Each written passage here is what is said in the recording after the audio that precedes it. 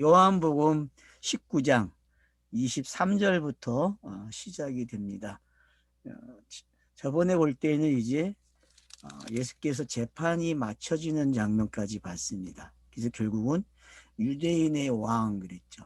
여러분, 유대인의 왕이라는 의미 다시 한번 기억하셔야 됩니다. 유다로부터 시작이 돼 야곱의 12아들 중에 네 번째 아들 유다로 시작이 되고, 이 유다는 결국은 이스라엘의 나라에서도 지금까지도 유대인의 기둥이 되는 인물로 등장을 하죠. 근데 하나 더 우리가 기억해야 할 것이 요셉이라는 사람을 기억하고 있어야 된다는 거죠. 유다는 표피적으로 등장하는 유대인의 왕이지만 요셉은 내면에 있는 왕이죠. 성경은 그걸 꼭 고집하고 가고 있습니다.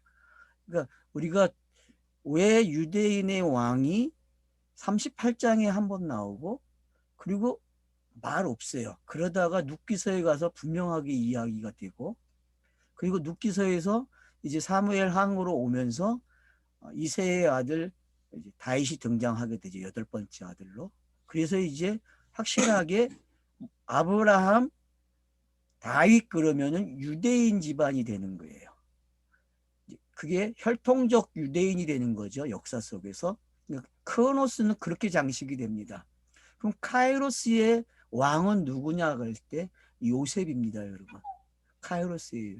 그래서 마태복음 1장이 신비한 게 뭐냐 하면은 마태복음 1장은 아브라함과 다윗의 자손 예수로 시작해서 요셉이 등장하고 요셉이 예수의 아버지로 등장하는 장면으로서 성경이 양쪽을 다 합쳐주는 장면이 돼요. 마태복음 1장이. 그래서 여러분들이 마태복음 1장에서 꼭 보셔야 할 게 어떤 거냐 하면은 아브라함과 다윗으로 시작해서 14대 14대 그리고 세 번째 마지막에 요셉이 등장하고 그 요셉을 통해서 아들 예수가 태어나거든요. 그래서 양쪽 역사가 결국은 표피로 끝이 나요. 전부 다 유대인의 왕을 낳는 사람이 되거든요. 유다도 유대인의 왕을 낳고 요셉도 유대인의 왕을 낳는 거죠. 근데 엄밀하게 따지면은 이 요셉이 낳는 아들은 그래서 비밀이 되는 거예요. 성경이 왜 신비냐 하면은 요 요셉 부분을 드러내지 않는다는 거예요. 표피적으로. 그러니까 요셉이 만약에 육신의 아들을 낳았으면은 신비가 안 돼요. 요셉이 개입하지 않은 성령과 여자를 통해서만 낳는 아들이 돼버렸기 때문에 그게 신비로 남는 거죠. 그러니까 그 신비는 땅의 사람들이 알아볼 수 없는 장치라는 거죠.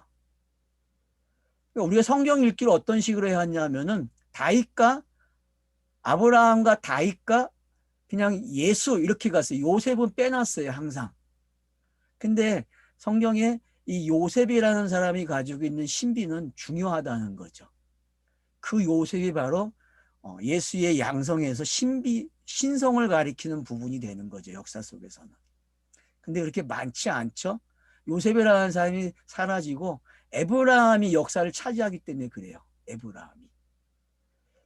북이스라엘의 중심은 여러분 베냐민 지파가 아니고 에브라임 지파거든요. 에브라임에서 시작되는 북이스라엘은 그래서 항상 에브라임을 지적할 때에 요셉 지파가 등장하게 되고 북이스라엘이 등장하거든요. 그래서 땅에서 아브라함과 다윗의 집안이 형성되는 것처럼 북이스라엘에다가 하나님이 요셉 이야기를 베냐민의 거기다가 에브라임을 넣어놓고 요셉 이야기를 하는 거예요. 근데 그 요셉 이야기는 전부 어때요? 땅에선 다 우상숭배하는 이야기죠. 요셉 그 에브라임의 그 역사는 북이스라엘 속에서 그러니까 그런 부분들까지 우리가 앞으로 더 생각을 해야 될 부분이 역사서를 읽으시면서 그래서 여러분들이 제가 열왕기상하와 역대상하의 차이점을 이야기했죠. 열왕기상에서는 뭘 이야기한다고요? 다윗의 가문을 이야기하고 다윗의 가문이 진짜인지 아닌지를 북이스라엘 사람들이 왕들이 확인해주는 그런 장치로 기록이 돼요. 그런가 하면 역대상하는 분명히 다윗의 역사지만 그 안에는 요셉이라는 사람이 중심으로 기록이 된다는 거예요. 이거는 유대인의 학자들도 보지 못했고 성경학자들이 보지 못한 부분이죠.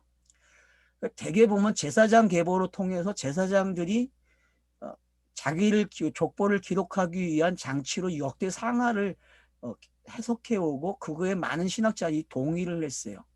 근데 역대 상하는 그런 이야기가 아니죠. 내밀한 이야기죠. 내밀한 이야기고 그 내밀한 이야기 속에서 진짜 장자를 찾는 이야기죠. 그게 요셉이죠. 그게 여러분 몇 장에서 나왔죠? 요셉이 장자라는 말이 6장인가요? 역대기상 6장일 거예요. 그 부분이 6장 1절로 3절까지 있는 내용이 결국은 누벤도 아니고 유다도 아니고 요셉이다 그렇게 결론을 내려놓거든요. 거기서는. 그래서 장자를 요셉으로 기록한다고 아예 거기다가 못을 박아놓고 시작하거든요. 그래서 그 구절이 역대상하를 이끌은 구절로 읽어야 되고 그럼 다윗을 읽을 때에 솔로몬을 읽을 때에 전부 요셉과 같은 아들의 이야기라는 걸 알고 있어야 된다는 거죠. 그러니까 요셉과 같은 아들은 누굽니까? 결국은 신성을 많이 이야기하고 있다는 걸 알 수 있죠. 그런 부분들을 여러분들이 좀 가지고 갈 수 있으면 좋을 것 같아요. 그래서 그 부분이 해석이 되게 되면은 우리가 성경을 읽는 데 있어서 지금 우리가 보는 그 관점, 그러니까 역사 속에서 있는 그 예수가 어떤 거고 그 예수가 가지고 있는 그리스도를 어떻게 읽어내야 되는지를 좀 우리가 엿볼 수 있는 그런 훈련이 되죠. 그 과정이. 그러니까 성경은 창세부터 읽어 나가게 되면은 자기의 껍질을 스스로 벗겨내요. 볼 수 있도록. 왜 성령이 임한다는 게 어떤 거냐면 성경 읽기를 하면은 된다는 거예요. 그러면 성령이 임하는 것을 본인들이 하나하나 눈꺼풀이 벗겨지면서 보게 된다는 거죠. 그런 과정 속에 성경이 기록되고 있고 그런 차서들이 성경이 준비해 놓고 있다는 거죠. 그래서 그런 부분들을 신뢰한다? 그런 부분을 믿고 읽는다는 게 어떻게 보면 히브리서 11장이 말하는 그 믿음의 역할이죠. 그러니까 성경 읽기는 저와 여러분이 지금 우리가 19장에서 보는 게 어떤 거냐면 19장에서도 분명히 유대인들이 재판을 걸고 거기에는 대장이 누굽니까? 대제사장이죠. 그죠? 대제사장들과 바리새인들과 서기관들이 주도하에 지금 70인 공회가 주도하에 지금 예수를 빌라도에게 넘겨주고 빌라도가 재판을 하면서 놀라죠. 왜냐하면 빌라도가 지금 뭘 보게 돼요? 진리를 보게 되는 거죠. 진리를 보게 되고 자기가 예수가 진리라는 말을 안 하지만은 이미 이야기해왔다라고 이야기하고 있고 그러니까 빌라도 자신도 겁을 먹는 거죠. 이 재판에서 자기는 빠지고 싶은데 빠질 수 없는 그래서 이런 공감복음서에도 보면은 와이프가 꿈을 꾸죠. 그죠? 빌라도의 와이프가 꿈을 꿔가지고 뭐라 그래요? 이 사람에 대해서 당신 아무것도 해꾸지하지 말아라. 그런 기록들이 있다는 걸 보게 되면은 이 지금 요한복음에서 기록하고 있는 이 기록 장치는 아주 재밌다는 거죠. 그러니까 제가 왜 아이러니한 말을 쓰냐면은 이 아이러니라는 게 분명히 눈에 보이는 게 있는데 보이는 거 그 너머를 강조하고 있다는 거예요. 요한복음 19장이 그런 거죠. 분명히 조롱은 예수가 당하는 것 같고 고난도 예수가 당하는 것 같은데 조금만 들여다보면은 그게 아니라 역전되어 있다는 게 빌라도 자신도 고난을 받고 있고 빌라도에게 넘겨준 유대의 제사장부터 뭐 서기관들 바리새인들이 다 지금 본문 속에서 아주 골탕을 먹고 있다는 거죠. 그런 그 역동적인 장면이 우리에게 보여지고 있다는 거죠. 그러니까 박석이 앉았다고 했는데 그 박석이 재판석이잖아요. 오늘날 얘기하면 플랫폼이라고 그러는데 아주 재밌는 용어더라고요. 영어에서는 플랫폼으로 번역이 되고 그러니까 이 박석이 결국은 빌라도가 통로를 열어주는 거거든요. 전부 다. 그래서 이 세계를 열어주는 장면이 박석이 되는 거예요. 재판이요. 그러면 여러분 시편 2편 가서 한번 보세요. 거기 보면은 시편 2편이 이 장면이거든요. 재판받는 장면이거든요. 열왕들이 모여가지고 각국에서 와가지고 재판을 해요. 누구를? 이 왕을 재판을 하는 광경이 거기에 기록이 되어 있단 말이에요. 그리고 사도행전에 가면 베드로가 그 본문을 인용해가지고 너희가 이 예수를 재판에서 죽였다라고 이야기해요. 그 본문을 2장을 시편 2편을 인용해가지고 그런 것들을 여러분 함께 지금 이 본문에서 가지고 가셔야 돼요. 그래야 사도행전 가서 읽을 때에 이 본문과 그 본문이 세트가 되고 시편에 있는 게 어떻게 성취가 됐는지를 이해가 간다니까요. 그러면은 왕 중에 왕을 어떻게 빌라도가 자기를 통해서 내보내주고 있는지. 그러니까 여러분 제가 주권을 가진 자들을 이해할 때에 로마서 13장을 같이 이야기할 때에도 이거는 땅의 예수도 보여주고 율법으로도 봐야 되고 하나님의 일을 성취하는 자들의 어떤 모습이라는 것을 제가 이야기했듯이 그런 부분 안에서 저와 여러분이 지금 이 빌라도를 봐야 되고 대제사장을 봐야 된대요. 대제사장도 지금 자기의 사명을 다 하고 있는 장면이고 빌라도도 빌라도의 사명을 다 하고 있는 장면이라는 거죠. 그럼 사도계인은 아닌가요? 사도계인들은 율법을 완성하는 자들이기 때문에 철저하게 지금 율법을 가지고 가고 있어. 바리새인들하고. 서기관은 더하죠. 서기관은 이 모든 걸 기록하는 자들이거든요. 이 모든 걸 기록하는 자들까지 참여해가지고 같이 지금 뭘 만들었네요? 구약 성경이 플랫폼을 통해서 통과하는 거예요. 그러면 이제 새로운 시대를 열어주고 있는 장면이죠. 그러니까 이 재판은 그래서 세 개의 언어가 쓰이죠. 유대인의 왕 그러면은 왜 히브리, 헬라, 노마의 말을 기록할까요? 한번 순서를 보세요. 여러분 히브리 말로 썼다 그러고 그 다음 뭘 썼다 그러죠? 로마. 네, 노마 말, 그 다음에 헬라 말을 썼대요.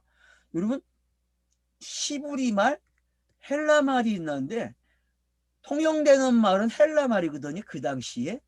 그리고 노마 말은 이것도 어떤 이거는 신분을 가리키는 용어라고도 볼 수 있어요.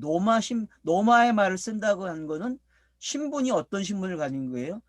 가이사와 관련된 신분이 있는 거죠. 가이사의 말을 쓰기 때문에.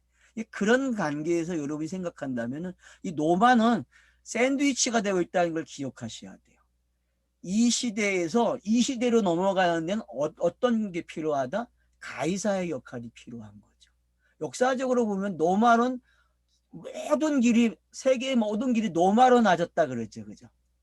그런 의미와 같은 거예요. 플랫폼은요.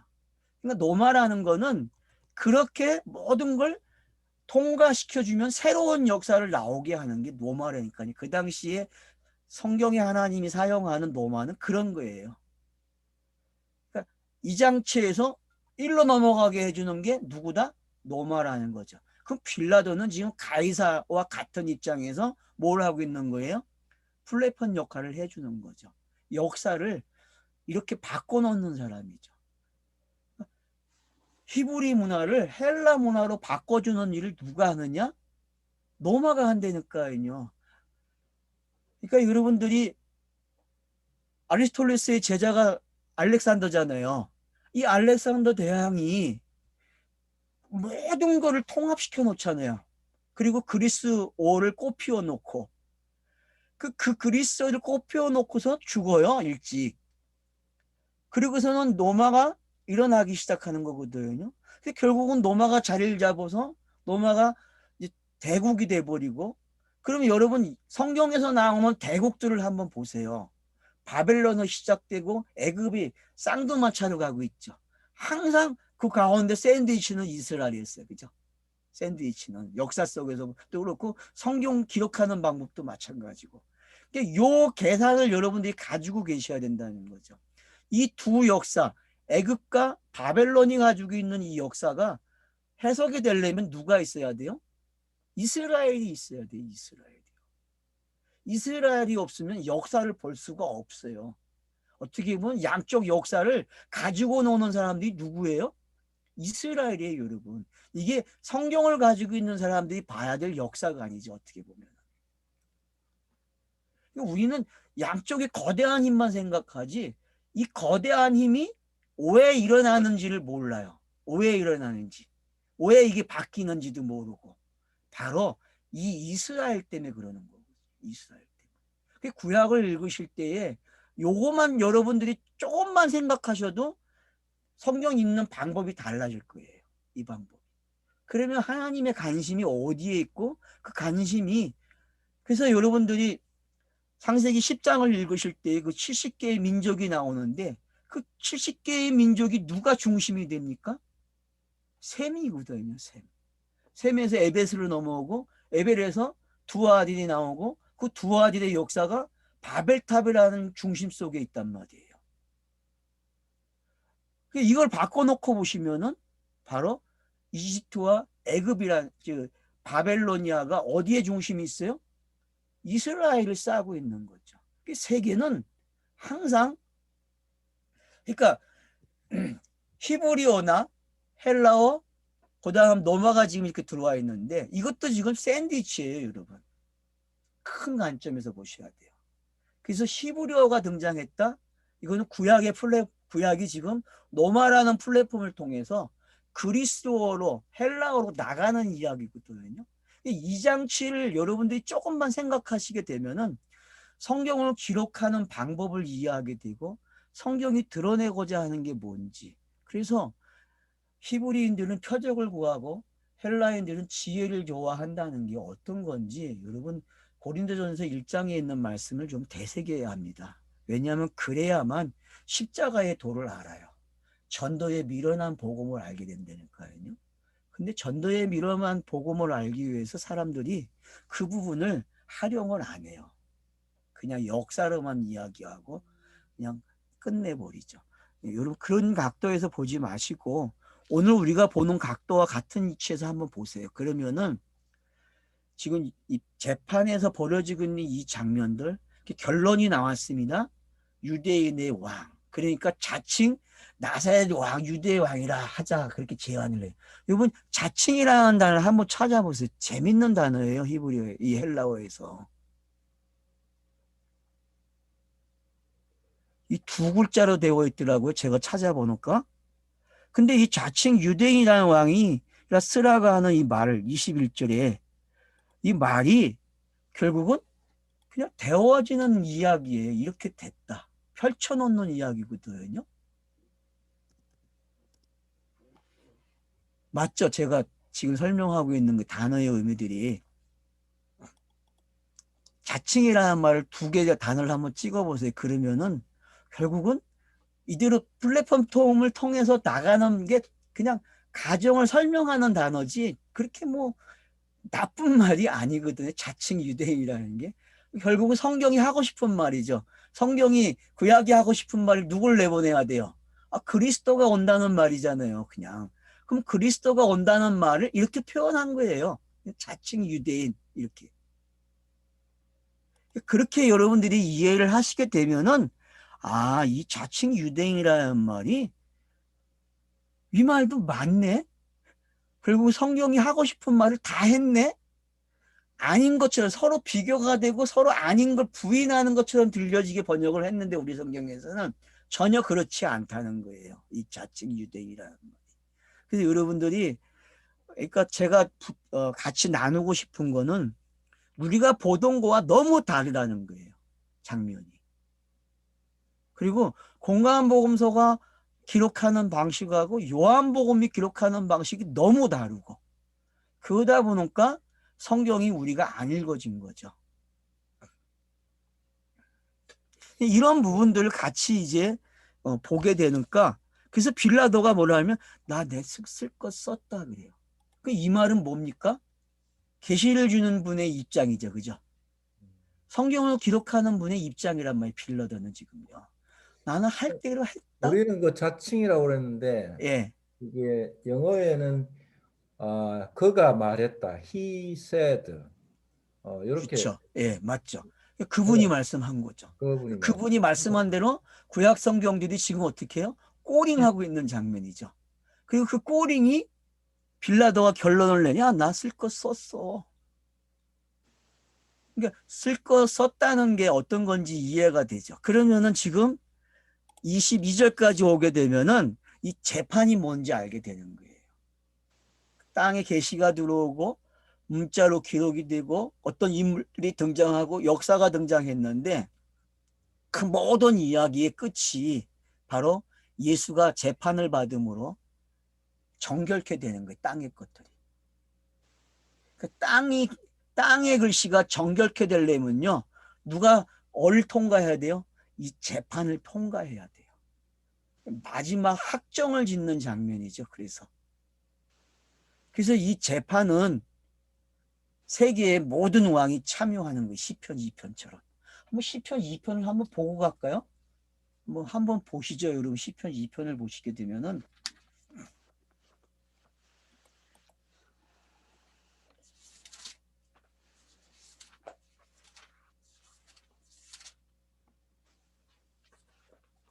어찌하여 이방 나라들이 분노하며 민족들이 헛된 일을 꾸미는가?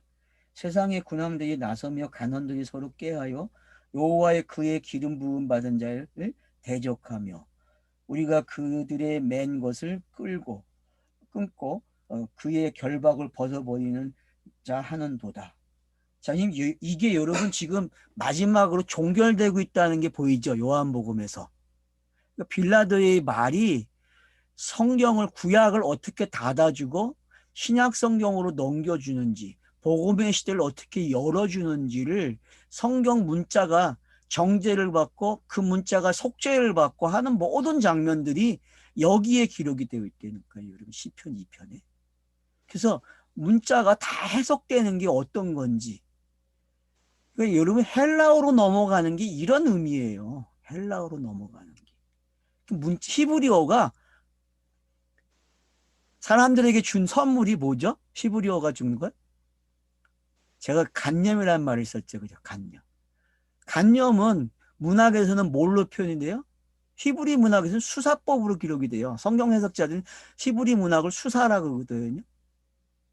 근데 일반에서는 그냥 문학이죠. 일반적으로는.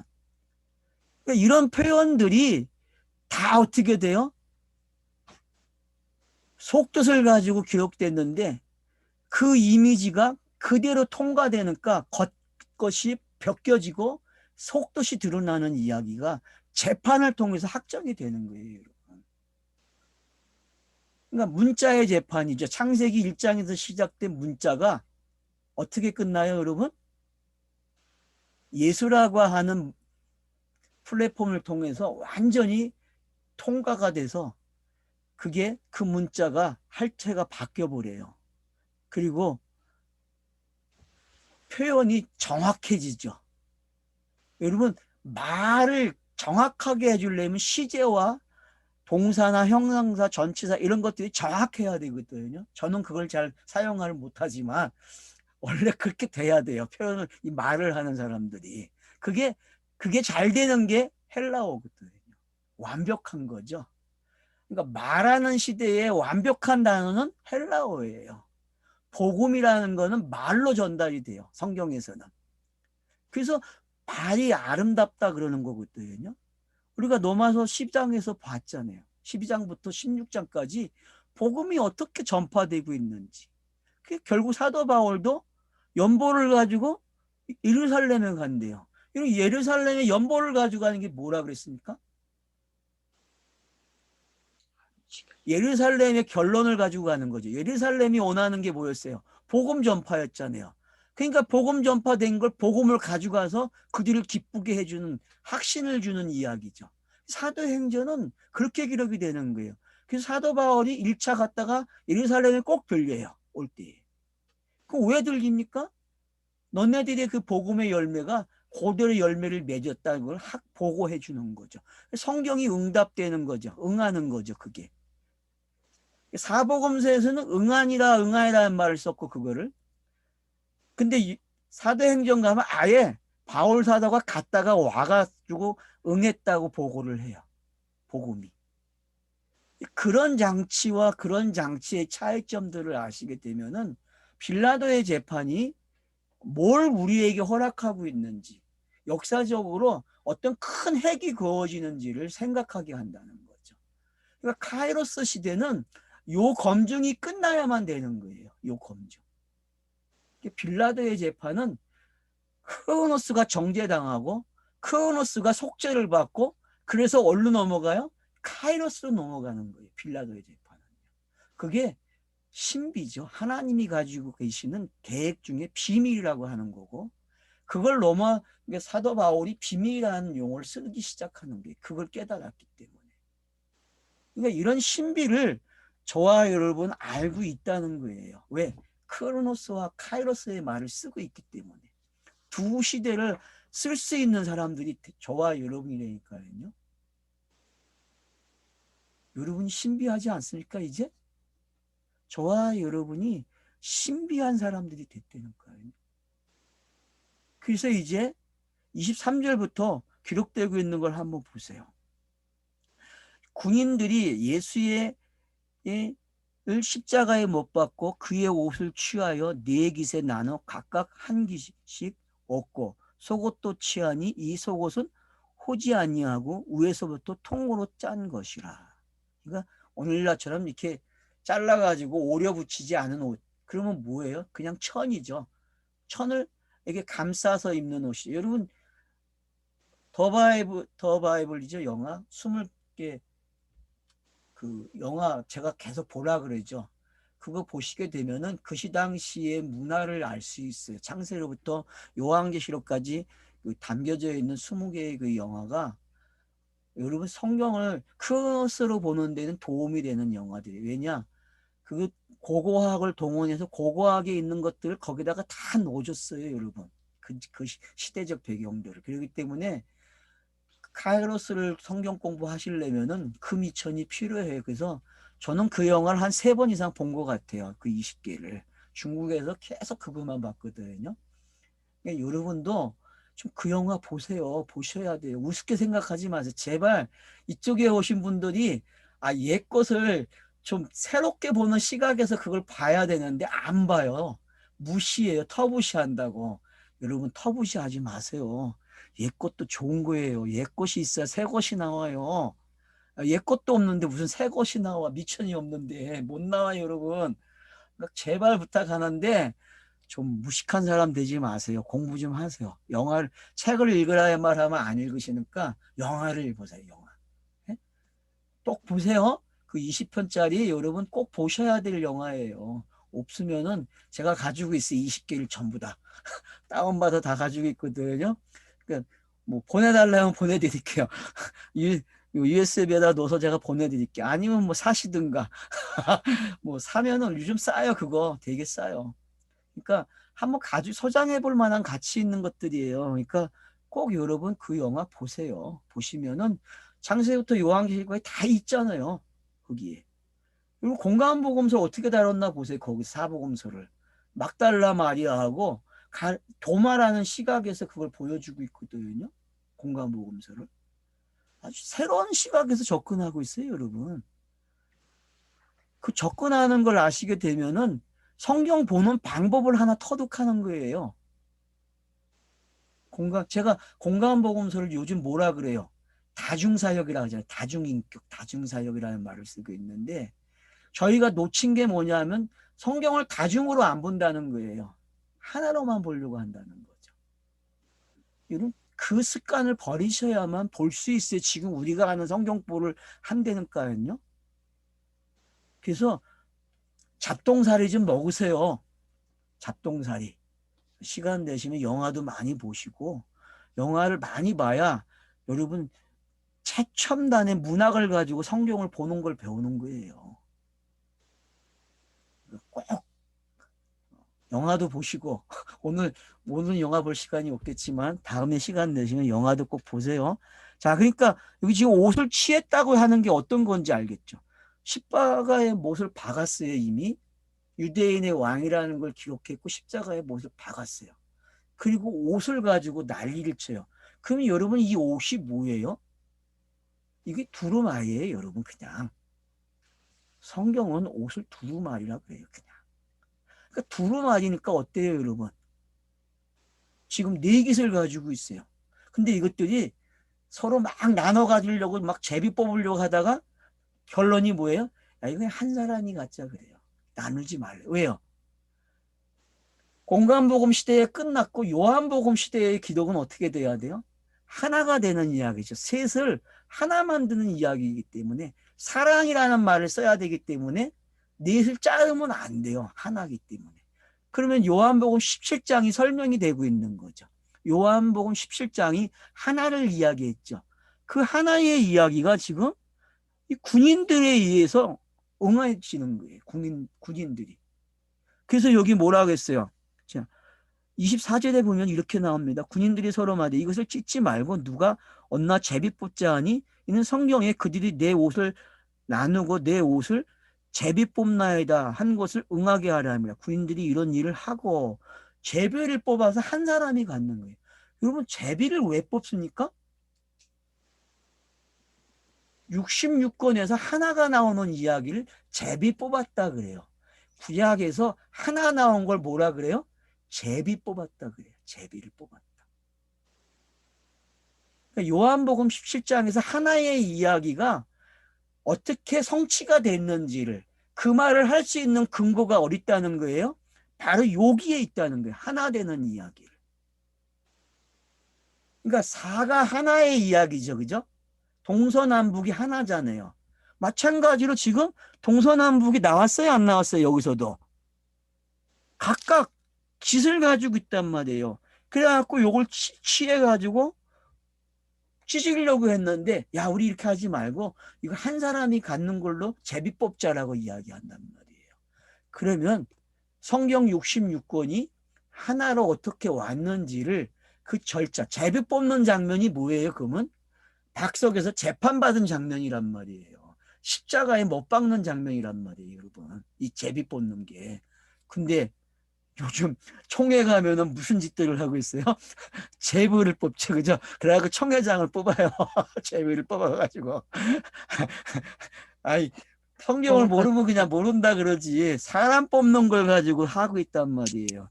이건 성경을 내용이 뭔지 정확하게 재판을 통해서 하나 되게 하는 장면이에요.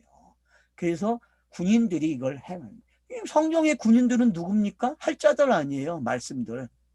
성경의 군인들은요, 누구의 군인은 상관없어. 다 뭐예요? 할자들이에요, 할자들. 그 할자들이 할자의 꽃을 뽑아내는 거예요. 아, 이거지. 하나. 그래서 14장, 15장, 16장은 어떻게 하나가 되는지를 설명해. 내가 가야 된다. 이런 일이 일어나면 내가 가야 돼.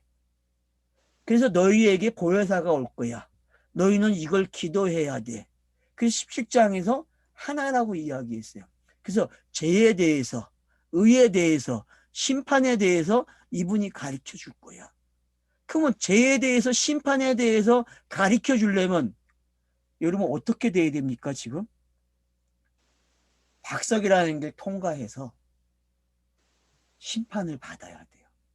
그러니까 박석은 심판받는 자리예요. 모든 할자들, 창세기 1장에서 시작된 그 할자들이 다 여기서 어떻게 해요? 심판을 받는 거예요.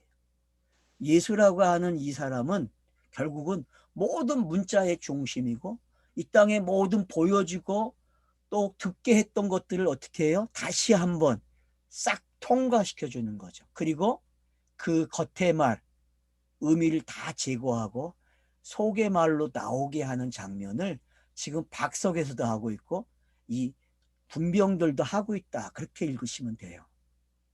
군병들도 지금 그 일을 하고 있는 거예요. 그래서 성경에 이미 기록이 되어 있던 거고 그게 응했어요. 시편 22편 18절에서 인용이 됐다고 해놨죠. 그죠? 그러니까 이 구절이 왜 여기서 응하는지 그리고 그들이 이런 일을 왜 했는지 이제 우리는 정확하게 알 수 있죠. 아, 두루마리가 하나가 되는구나. 찢으면 안 되는구나. 왜? 이미 재판을 받았기 때문에. 그래서 유대인의 왕 그래. 그러니까 유대인의 왕은 할자의 왕도 되는 거예요. 할자의 왕. 그럼 모든 문자의 왕은 누구다? 유대인의 왕이라니까요. 모든.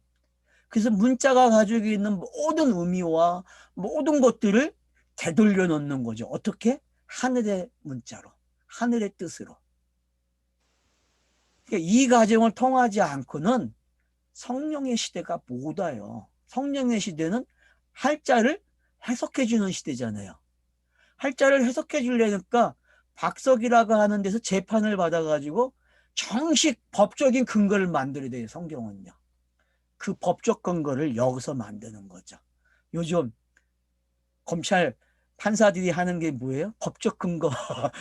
법적 근거를 가지고 따져서 넘어가잖아요. 얼마나 중요한지 요즘 많이 배우잖아요. 그렇죠? 무식하면 안 되는 시대잖아요. 법을 잘 알아서 법을 가지고 싸워서 이겨야 돼요. 왜?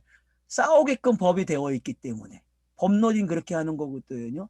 마찬가지로 성경도 우리에게 법적으로 지금 정확하게 할자를 의 의미를 바꿔서 읽을 수 있도록 허용해 주는 시간이 됐다는 거예요. 요게 읽어지게 되면은 성령의 시대가 뭔지 더 확 열리죠. 우린 성령의 시대가 막연했거든요. 성령이 오시면 무슨 일을 하지? 되게 막연하게 가르쳐 갖고 생각도 안 했어요. 그냥 신비롭게만 갔다니까요. 근데 여러분 오늘의 이 장면에서 정확하게 이 부분이 구약이 이 재판을 통해서 신약이 되는 게 어떤 건지, 복음의 시대가 되는 게 어떤 건지를 정확하게 묘사하고 있다는 것을 여러분이 잊지 않으면 좋겠어요. 저는 이걸 좀 여러분에게 도움을 주고 싶은 거예요. 이 도움을. 근데 거기에 이제 누가 있나 한번 보세요. 25절에 예수의 십자가의 곁에는 그 어머니와 이모 글로바와 의 아내 마리아와 막달라 마리아가 있더라. 여러분 몇 명이 와 있습니까 지금? 여자들이? 여자들이 몇 명이에요? 여러분 여자들을 언급할 수 있는 방법이 다 나온 거죠. 그러면 이 여자들 누굽니까? 땅의 문자예요. 땅의 문자예요, 여러분. 땅의 문자가 잉태하지 못했을 때의 모습이에요. 아들을 낳지 못한 모습을 이렇게 표현한 거예요. 이렇게. 근데 요 순서를 보니까 어때요, 여러분? 요 순서, 요 기록된 순서가 우에서 아래로 내온 순서죠, 그죠? 우에서 아래로 내려갈 때 어머니가 있고, 어머니 옆에 이모가 있고, 그리고 마리아가 있고, 요런 순서들을 보세요. 요런 순서를 보니까 결국은 막달라 마리아가 끝에 와 있죠, 그죠? 막달라. 그럼 막달라가 무슨 뜻입니까? 제가 안 찾아봤는데 막달라가 뭐예요?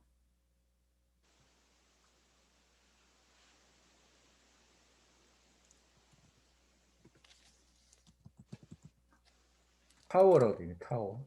파워? 예. 타워? 타워는 뭐 탑. 탑이죠. 뭐. 그러면 이제 여러분 보이죠? 지금 이게 점칭이 어떻게 되어 있는지 알죠? 자, 여러분 아이를 못 낳은 사람들이 앞에 있어요. 깔려 있어 바닥에. 그리고 이렇게 올라가면 어떻게 돼요? 어머니와 이모는 뭐예요? 자식을 낳은 자들이죠. 그죠? 요렇게 구성이 되어 있다는 걸 보세요. 그러면 지금 어디까지 온 거예요? 시작이 마디달라 마리아로부터 시작이 돼서 이렇게 올라갔다니까요. 이렇게 올라가게 되면은 지금 성경이 말하고 싶은 차서가 여기에 싹 들어온 거예요. 요 말들 속에. 예수의 곁에 누가 있냐면은 구약 성경이 요 모습으로 딱 등장을 한 거예요. 몇 명이죠? 그러면 결국은 이 사람들, 자, 어머니가 있고, 이모가 있고, 글로바의 아내 마리아가 있고, 막달라 마리아가 있어요. 그럼 몇 명입니까? 지금 4명이 있죠. 그죠? 그러니까 여러분들이 뭐 막달라 그러면 이제 금방 올려줬더니 지명으로도 사용이 되고 있죠. 그죠? 지명이죠. 어디 지역의 사람이라고. 막달라라고 하는 지명이 있는 것 같으니까. 그럼 거기에 지명으로 사용되고 있는 걸 알 수 있고. 그러니까 그런 부분들까지 우리가 보게 되면은, 그러니까 결국은 지명이라는 게 왜 생깁니까, 여러분? 성경에서 지명이 생길 때 어떤 일이 일어납니까? 여러분, 존재가 나는 거죠. 성경에서 지명이 언급되면요. 그리고 과거에 쓰는 지명을 바꿔서 사용하거나 그러면은 여러분 그런 것들이 성경을 읽는 방법의 하나의 힌트가 되는 거예요. 지명을 얻는다는 건 뭐예요?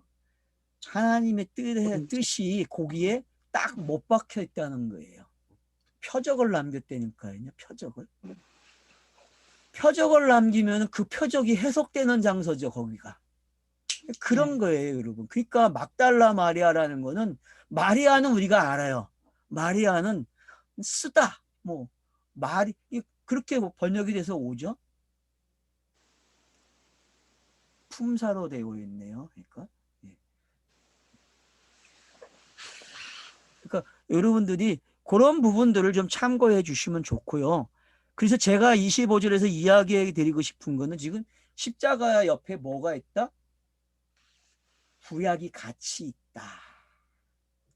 구약이 같이 있다. 근데 플랫폼을 통과하듯이 이제 이 어머니에게 예수가 하는 말이 중요해요. 뭐라 그래요? 예수께서 자기 어머니와 사랑하시는 제자가 곁에 서 있는 것을 보시고 자기 어머니께 말씀하실 때, 여자여 보소서 아들이 나이다. 자, 이 여자들 넷이 예수의 십자가를 통해서 아들을 낳았어요. 성경이 아들을 낳았다니까요.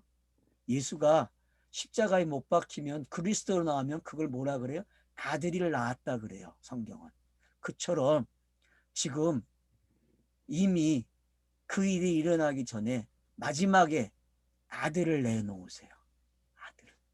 그래서 마리아들의 이야기가 끝나요. 왜? 씨 없는 여자들이 씨가 생겼고 그 씨가 열매를 내나요. 아들로. 요한복음은 사랑이라고 하지만 아들의 책이죠. 아들이다. 아들. 요한을 가리켜서 제가 낳은 아들이에요. 그럼 12 제자들이 아들이 됐다는 걸 알 수 있죠. 그죠? 그래서 성경이 성령으로 잉태된 아들로 보면 되는 거죠. 그걸 말하기 전에 일단은 그냥 예수만 생각했어요. 문자인 예수. 그 문자가 내놓는 이야기예요. 아들. 문자가 내놓는 아들. 구약이 내놓는 아들. 구약이 내놔요, 지금. 뭐를요? 뭐를? 요한 사랑을. 네. 요한을 가리켜서 여자들에게 어머니 아들을 낳았어요. 그러면 마태복음의 1장에서 소개된 그 마리아가 예수를 낳는다고 하는 이야기, 누가복음 1장, 2장이 그 찬양 이야기들, 그런 모든 이야기들이 지금 여기서 정리가 되는 거죠. 예수가 낳은 아들, 어머니가 낳은 아들은 이 아들밖에 없어요. 그러면 구약 성경이 원하는 그리스도죠. 이 아들이. 그리스도를 이렇게 표현한다니까요, 지금. 그래서 예수가 내놓는 아들, 요한. 저는 이걸 그리스도라고 이야기하고 싶어요. 그리스도라고. 그래서 제자에게 뭐라 그래요? 네 어머니라 그래요. 네 어머니라. 자, 부모 공경이 됐죠? 네. 10계명의 5번째 계명. 내 부모를 공경하라는 게, 그러니까 결국은 10계명도 부모 공경이 샌드위치로 가운데 있고 모든 내용을 다 가져오면은 완료가 되면은 부모 공경으로 끝이 나요. 그러면은 하늘의 뜻이 땅에서 이루어진 걸 뭐라 그래요? 부모 아들을 낳았다는 거예요, 여러분. 아들을 낳았다. 아들. 그러니까 로마서에서 아빠라고 부르는 게 이제 뭔지 알겠습니까, 여러분? 로마서에서 말하는 그 아빠는요, 8장에 나오는 그 아빠는 여러분 쉬운 단어가 아니에요. 이 의미를 알아야 아빠라고 한다는 거예요. 이 의미를 알아요. 박석이라고 하는 플랫폼을 통과하는 게 이제 뭔지 보이죠? 네. 통과해야만 아들이 나오는 거예요. 통과하기 위해서는 반드시 뭐가 있어야 돼요? 저녁이 되고 아침이 되려면 스타로스가 세워지듯이 여기서 세워진 거예요. 그 예표들이, 그 상징들이, 그 모형들이 전부 완료되는 거예요. 그러니까 성경의 동사, 전치사, 형용사, 이런 모든 단어들이 일을 해가지고 완료시켜준다니까요. 그래서 아들이야라고 내놔요. 그러면 할자가 내놓는 아들이 뭐겠어요, 여러분? 완료되는 모습이죠. 이걸 성령이 임했다라고도 말을 할 수 있죠. 성령이 임했다. 그래서 그 제자가 자기 집에 모셔요. 이 말이 뭔지 이제 이해가 되죠. 제자가 자기 집에 모셔드린다니까요. 그러면 여러분 제자들이 요한이 어머니를 데리고 살았다고 지금도 그 성지순례에 가면은 그 어느 교회에 가면은 그 교회 옆에 뒤쪽에 그 요한이 어머니를 모시고 살았다고 하는 장소가 있어요. 고고학적으로 증명이 돼가지고 그런 전설이 내려오고 있어요. 뭐 그게 뭐 맞네 틀리나 할 건 없지만은 역사적으로 이미 관광지에 가면 그게 돼 있다니까. 7교에 가면은 에베소 교회 같아 제가 봤을 때에는. 하여튼 제 기억에 제가 지금 오래돼 갖고 기억이 안 나는데 거기에 가면은 그 터만 남아 있어요. 근데 거기에다가 그 사람들이 설명을 해줘요. 이 터가 이런 장소였고 여기에 바로 어머니를 모시고 살았다고. 근데 그게 어느 교회인지 제가 지금 생각이 안 나. 혹시 아시는 분 계세요? 성지순례를 갔다 와야만 안 되니까 그거는 터키를 제가 생각나면 나중에 또 이야기해 드릴게요. 어느 장소라고. 에베소 교회 같아 제가 봤을 때는. 자, 그러니까 지금 이대로 됐어요, 안 됐어요? 역사가 그렇게 됐다고 가르쳐 주고 있어요. 모시고 살았다고. 요한이 어머니를. 그래서 그 마리아라는 사람이 어디까지 가요, 여러분? 터키까지 간다니까. 이 여자가 유대인이 요한을 따라다닌다니까, 요한을. 그러면 여기서 지금 여러분들이 왜 요한이 함께 살까요? 마리아를. 이게 그게 무슨 구원의 의미예요? 차서니까 어쩔 수 없이 같이 있어야 되는 거네요. 그러니까 모든 걸 어떻게 해요? 구약에서 기록된 모든 것들, 예수까지의 모든 가정을 품고 있는 사람이 누구예요? 마리아와 마리아 어머니. 요한이죠. 그 마리아는 구약의 대표고 요한은 신약의 대표죠. 이 신약의 둘이 하나가 돼 있어요. 성경이 완료된 모습이 이렇게 표현되고 있는 거예요. 자, 여러분 할자가 완성된 게 보입니까? 하늘의 그 뜻이 하늘에서 이루어진 것처럼 땅에서 이루어진 완성된 모습이 여기에 있는 거예요. 이게 읽어져야 14, 15, 16, 17장이 완성이 되는 거예요. 이게 있어야. 그러니까 기록되는 방식이 재밌죠. 요한복음. 그 요한복음은 성령이 임한 그 안에서 기록이 되고 있는 거고 그걸 말하기 위해서 크로노스를 이야기하고 표적과 진실로가 언급이 되고 그거를 나서로가 끝내죠. 그죠? 나서로가 플랫폼이 돼가지고 통과시켜줘요. 그러니까 플랫폼을 통과되니까 어떤 일이 일어나요? 자기의 죽음에 대한 이야기가 확장이 되고 그래서 가야바가 예언까지 하죠. 예언을 하고 그 예언대로 예수가 지금 여기서 어떻게 돼? 재판을 받은 거예요. 그러니까 요한복음은 먼저 이야기해요. 그리고 실제 사건이 기록이 돼요. 근데 그 실제 사건도 어떻게 기록을 해요? 자기가 말해왔던 것들이 맞다라고 하는 확정을 져주는 방식으로 기록이 되고 있는 거예요. 그래서 14, 15, 16, 17장이 제가 그랬죠. 요한복음에서 아니 성경 66권에서 가장 중요한 부분이고 17장은 요한복음의 결론도 되지만 성경의 결론이에요. 그거를 확정지어 주는 것, 법을 통해서 확정해 주는 것이 어디라고요? 바로 지금 이 19장이에요. 요 장면이에요. 그래서 빌라도의 재판과 십자가의 달리심과 군병들의 행동과 그리고 4명이 그 여자들이 언급이 되고 요한이 아들로 표현되고 있는 요 장면. 성경이 완료된 장면이죠. 그래서 아들 낳는 게 그렇게 중요한 거예요.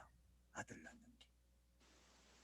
게. 우리나라가 왜 아들을 강조했는지 이제 알 것 같아요? 예? 그게 무슨 뭐 가부장제도니 뭐 그러는데 그런 거 아니라니까. 우리나라 역사는 성경을 읽기 위해서 필요한 역사야. 알았죠? 성경을 읽는데 도움이 잘 되는 역사예요. 우리나라는 간직이 잘 돼 있어요. 근데 요즘 시대에 와서 그게 다 파괴되고 있는 거죠.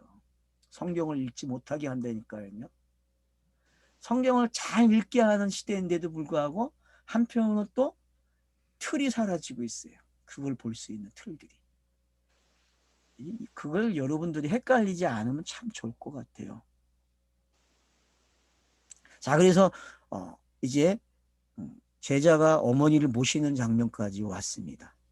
자, 그 후에 이제 예수께서 모든 일이 이미 이루어진 줄 아시고 성경을 응하게 하라사 이르시되 내가 목마르다 하시니. 자, 강야의 마지막 장면이죠, 여러분. 민수기의 마지막 장면은 목이 말라야 돼요. 그죠? 목이 마르니까 어떻게 해요? 그들이 바알불 사건으로 죽는 거예요, 1세대가. 그죠? 그리고 바알불 사건을 통해는 목이 말라야 된다니까요. 여태 먹었던 물이 어떻게 돼야 돼요? 이제 끝나는 거예요. 구약이 완전히 꽉 짜져져 있는 상태예요. 엑기스를 다 내놓은 상태를 뭐라 그래요? 목마르다 그러는 거예요. 그럼 뭐만 나왔어요? 예수가 내놓은 달랑 한마디, 요한을 가리켜서 어머니에게 네 어머니다, 네 어머니의 아들입니다, 이렇게 표현하는 거예요. 이게 답이라니까요. 이게. 그러니까 이제 시댁을 갈 수 있는 거죠, 여자가. 그죠? 아들을 낳으면 시댁에 가잖아요. 우리나라 역사가 뭐 고대의 모든 나라들이 그렇잖아요. 결혼을 하기 위해서는 어디로 가야 돼요? 처갓집을 가야 되고, 처갓집에서 살다가 결혼식을 해서 살면은 아기가 태어나면 그때야 어딜 간다 그래요? 시댁에 간다 그래요, 여러분. 시집 간다 그래요. 그래서 시집 간다. 지금 그런 말들이 다 해석이 된 거예요, 여기에. 그래서 목마르다는 거예요. 이제 끝났다는 거예요. 결론을 내려줘요. 성경의 최종적인 마무리 말, 구약의 말, 목이 말라야 돼요, 여러분. 목 말라 보셨어요? 목 마른 게 뭔지 모르시죠? 목이 말라봐야 된다니까요. 우리가 흔히 금식이 아니고 단식을 하게 되면 목이 마르죠. 물도 안 먹고 하니까. 여러분 한 3일만 가면 어떻게 돼요? 목이 말라야 말라요. 목이 말라서 물도 못 먹으니 그런 안타까움이 여러분 좀 떠올려셔야 돼. 그러면은 지금 예수가 말하는 목마르다는 게 의미가 뭔지 알게 돼요. 목이 마르다. 헬라어는 뜻이 뭐예요? 목이 마르다가 똑같은 의미예요? 번역한 대로? 네, 뭐 목마르다, 똑같겠죠. 뭐. 응? 발급하다, 목마르다, 뭐 맞네요. 네, 똑같죠? 네. 그러니까 이게 없으면은 다음 시대로 못 가요, 알았죠? 성경 저자가 우리에게도 뭐라 그래요, 지금? 너들도 목이 말라야 된다. 그래야 14, 15, 16, 17장이 뭔지 알아. 니들이 기도해야 될 이유는 뭐다? 목이 말라서 기도하는 게 목이 말라서. 그래서 마지막 말을 하는 거예요. 목이 마르다는 얘기는 다음 세대를 여는 말이에요. 성경에서는. 자, 다음 시대에 열렸습니까? 올해가 2001년 1월 21년 1월인데 첫째 날인데 여러분 지금 이 첫째 날을 이렇게 맞이해야 돼. 알았죠? 목마름으로 끝났잖아요. 코로나 때문에 불평도 많았고 그 시대가 이렇게 끝나서 새로운 시대로 넘어왔어요. 그래서 목이 말랐던 시대가 끝이 나는 거예요. 목이. 그래서 제가 어저께 택배 하나 보냈죠? 택배 보셨어요? 네, 맞습니다. 네, 그 택배 받으니까 어때요? 제 시간에 도착했죠, 그죠? 늦는 것 같은데 제 시간에 도착을 했다니까. 그런 게 어떤 건지 분들이 이해를 하시면은. 그래서 거기에 신포도주가 가득히 담긴 그릇이 있는지라 사람들이 신포도주를 적신 해면의 우슬초에 메어 예수의 입에 대니. 여러분 지금 신포도주가 있대. 신포도주는 뭐예요, 여러분? 포도주 만드는 데 있어 신포도주가 됐다는 얘기는 실패한 거거든요. 제대로 만들어진 포도주가 아니에요, 여러분. 여러분 요즘 그 집에서 담금주 만들고 많이 하시잖아요. 그때 여러분 시게 되면은 이게 원래 실패한 거예요. 제대로 된 게 아니거든요. 많이 뭐 가하게 익었다는 표현도 되고 술이 익은 거예요. 술이 익었는데 그 술을 이제 그 천에 묻혀가지고 우술초에 매요. 이거 우술초가 뭡니까? 그러니까 결국 쑥 같은 데다가 묻혀가지고 줬다 그런 거예요. 쑥다발 같은 데다가 우리말로 표현하면 그냥 쑥에다가 묶어가지고 뭐 쑥보다 더 쓴 게 있죠. 그게 뭐죠? 육모초, 익모초라고 그러죠. 그리고 그 익모초에다가 지금 이걸 신포도주를 묻혀가지고 예수의 입에다가 줘요. 그러면 여러분 그러면 이게 이 장면이 어디서 나왔습니까? 혹시 이거 기억되세요, 여러분? 이 장면과 비슷한 장면, 구약에서. 이가 시다 아버지가 먹은 뭐 네, 포도주를 그것도 있죠. 예, 이가 시다. 뭐 그런 말 이사야서에 나오죠. 예. 자, 또 어디 있습니까? 더 올라가면은 출애굽기에 가면은 6월절에 여기 우슬초를 사용하죠, 그죠? 예. 예? 우슬초를 사용한단 말이에요. 구약에 가면 6월절과 관계돼 있다니까요, 여러분. 이 장면이. 피부림인데. 피는 포도주잖아요, 예. 그죠? 그래서 요한복음 6장에서 피를 뭘로 풀었어요? 포도주와 피를 연결시키고 결국은 어디로 가요, 여러분? 포도주 나오면은 다음 시대에 넘겨주는 장면이란 말이에요. 다음 시대를. 왜? 완료가 됐기 때문에. 모든 상징들이 또 완료됐죠? 6월절의 상징이 완료되는 장면이죠. 이 장면이.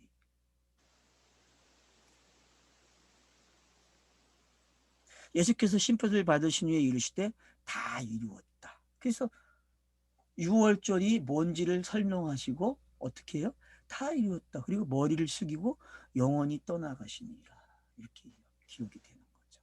6월절에 그 어린 양을 잡고 우슬초 묶음을 가져다가 예, 그릇에 담은 피에 예. 적셔서 왜 그 문설주에 피를 바르죠. 문인방과 좌우설주에 예, 뿌리고 이렇게 돼 있는. 예. 그 장면이 그냥 요게 그렇게 읽으시면 맞아요. 그 이렇게 지금 그 몇 장 몇 절이죠? 출애굽기 12장 21절, 22절. 예, 참고하세요, 여러분. 예. 자, 31절. 자, 이날은 준비일이라 유대인들은 그 안식일에 큰 날이므로 그 안식일에 시체들을 십자가에 두지 아니하여 빌라도에게 그들의 다리를 꺾어 시체를 치워달라 하니 군인들이 가서 예수와 함께 못 박힌 채 첫째 사람과 또 다른 사람의 다리를 꺾고. 자, 여기 이제 첫째 사람, 또 다른 사람. 그래서 그 당시에 그날 못에 박힌 사람이 세 사람인 걸 알 수 있죠. 역사적으로. 근데 지금 여기서 첫째 사람 다리를 꺾고 또 그 사람, 다른 사람의 다리를 꺾었대요. 자, 그 다음 보세요. 그리고 예수께서 이르실 때 이미 죽으신 것을 보고 다리를 꺾지 아니하고. 그러니까 이제 6월절 양이 확실히 된 게 드러났죠. 그죠? 죽음이 확인이 된 거죠. 뭐 그래서 마태복음에 가면은 이제 이 죽음에 대해서 어떻게 표현하고 있니? 그 공감독음을 여러분들이 한 번은 참고를 하시면 좋을 것 같아요. 이런 걸 어떻게 기록을 했는지. 그리고 그 중에 한 군인이 창으로 옆귀를 찌르니 곧 피와 물이 나오더라. 그래서 예수라는 인생이 성경인 것이 증거가 된 거죠. 그래서 예수가 가지고 있던 문자, 그리고 그래서 그들에게 말을 했던 모든 말들. 그래서 말은 뭐라 그랬어요? 요한복음 6장에서 내 말은 곧 영이다. 그리고 영생이다. 이렇게까지 가잖아요. 그 말에 대한 것들이 예수가 창에 찔리니까 그대로 나오는 거예요. 그대로. 어떤 시대가 열리니까 피와 물이 나왔대. 그 요한 1서 가면은 증거한 것은 셋이니 그러죠. 그죠? 물과 피와 성령. 그냥 예. 이게 증거예요, 여러분. 그냥 증거. 그리고 아기 나올 때도 뭐가 나와요? 물과 피가 나오죠. 양수 속에서. 아기가 태어날 때에 물과 피가 쏟아지자 나오잖아요. 그래서 많은 학자들은 그렇게 봐요. 뭐 양수로 설명을 하는 사람들도 있죠. 근데 꼭 뭐 그렇게 볼 거 없어요. 우리는 그냥 지금 구약이 플랫폼을 통과해서 새로운 시대가 어떻게 열렸는지를 보면 되는 거예요. 그래서 지금 물과 피가 쏟아진 거예요. 그래서 이제 증거가 나타났어요. 그죠? 증거가. 요한 1서 5장에 있는 그 증거로 가세요. 그냥 뭐 이걸 뭐 다르게 해석할 수 있는 방법이 없어요, 여러분. 이게 방법이.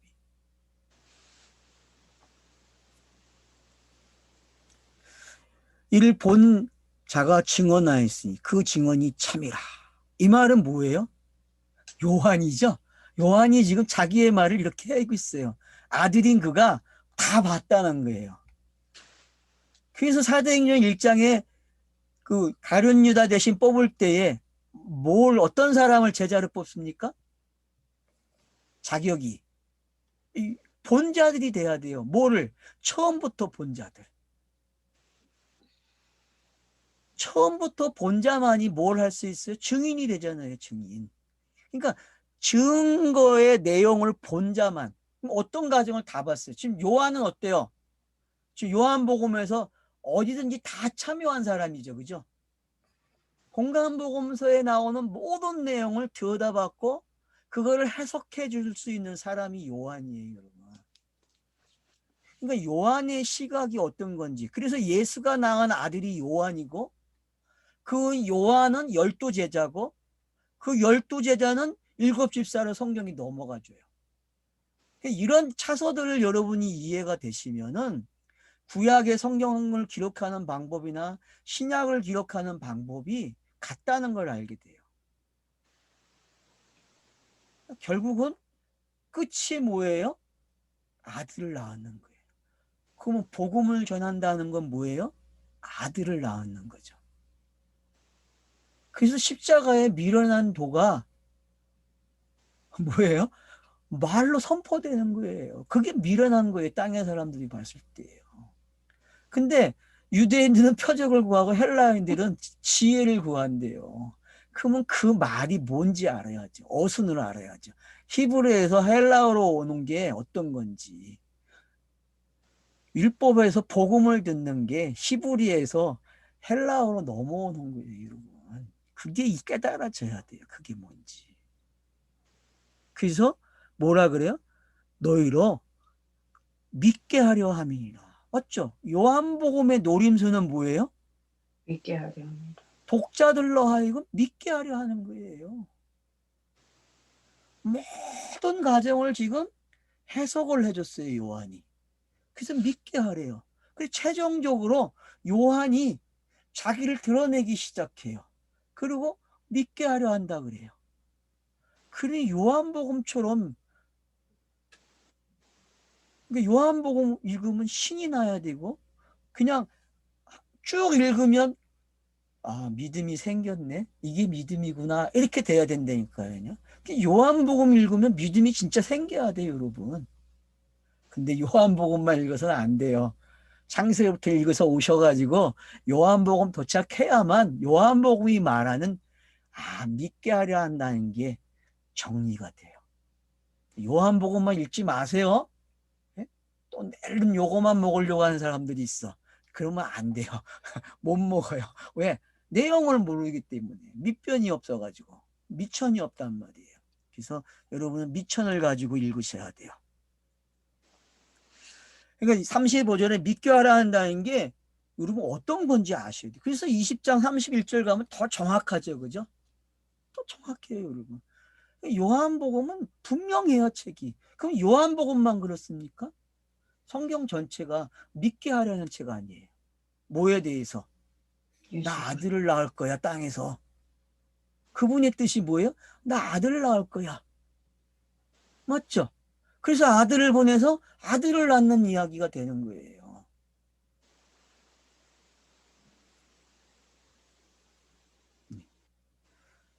또 다른 성경, 이 일이 일어난 것은 나레이터가 설명을 해요. 그러면 여러분 이제 요한복음 읽을 줄 알죠. 나레이터가 설명을 했다? 아까도 설명했죠. 성경이 응했다.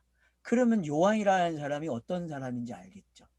요한은 성령으로 읽어줘야 돼요, 여러분. 요한은. 왜? 요한은 옛 것과 새 것을 마음대로 쓸 수 있는 성령이라니까요. 그래서 청지기 비유, 여러분 마태복음 13장의 마지막 비유가 청지기잖아요. 옛 것과 새 것을 쓰는 그 청지기가 누구예요? 성경에서 요한이에요. 성령이라니까요. 그래서 성령 시대가 되면 이런 사람들이 일어난다니까요. 그 사람들이 복음을 전하는 사람이란 말이에요. 그 사람들이.